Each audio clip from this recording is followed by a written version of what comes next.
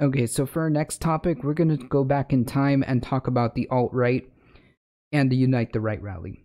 As you may remember, back in 2017, this is when that famous Unite the Right rally happened in Charlottesville.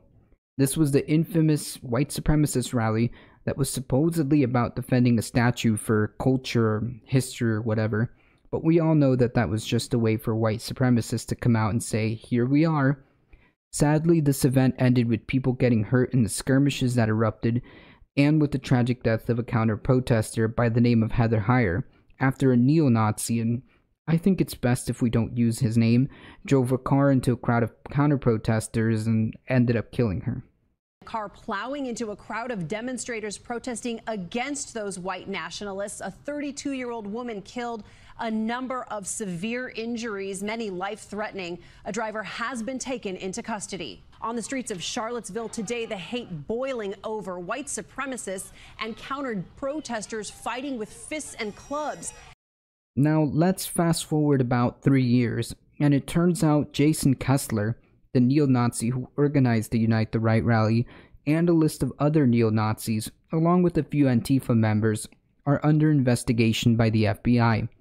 I've spoken a couple times about Antifa, and although I sympathize with their goals and ideology, I cannot and will not endorse violence as a way of solving problems or as an effective way of fighting against the right wing. The reason I believe this is because they have to win the optics game. If their ideology is to be seen as more palatable, they have to look sensible, respectable. This is why you see people like Richard Spencer dress in suits. Let's not forget, no matter what they look like, this is who they really are. We are coming back here like 100 times. I am so mad. I am so mad at these people.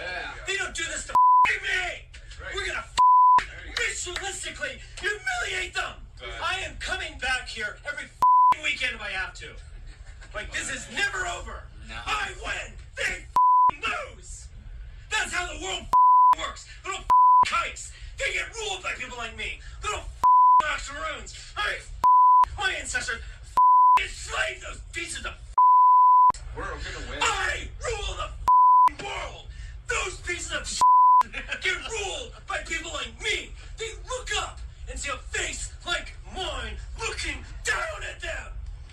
That's how the world works. We are gonna destroy this town. In the end, this seemed to have been proven right, as more details on the Unite the Right rally have started to come out since the announcement of this investigation. According to an article from the Daily Beast, there was a document dump by Unicorn Riot in which logs of private conversations from Kessler were leaked, showing that Kessler encouraged violence and was in fact anticipating it. He was encouraging the neo-Nazis not to bring firearms as it might deter counter-protesters from engaging them. He wanted Antifa, or the counter-protesters, to come after them so that they would be able to beat them up in self-defense. Kessler said, quote, "We ultimately don't want to scare them from laying hands on us if they can't stand our peaceful demonstrations." What kind of beta behavior victim mentality is this?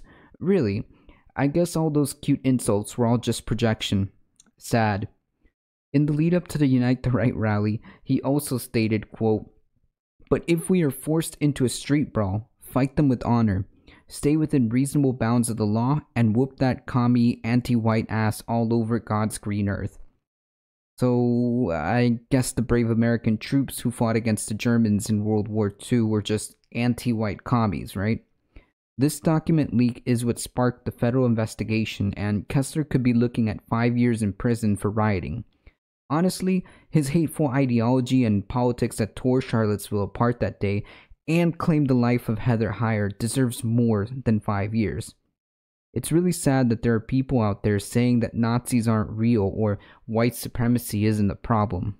J.R. Honeycutt at the time had, was a game designer at this event. He's a big guy in the board games world, saying, "It's late, but I wanted to remind you again that that punching a bad guy from WW2, which by the way doesn't exist, anymore, is a thing you should do."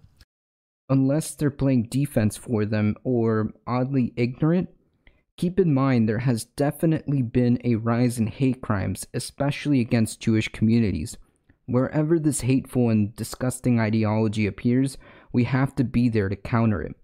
The way I see things, on top of more education, our country needs a lot of self-reflection if we are to stamp out this kind of hate. We can be better than this and should strive to be better.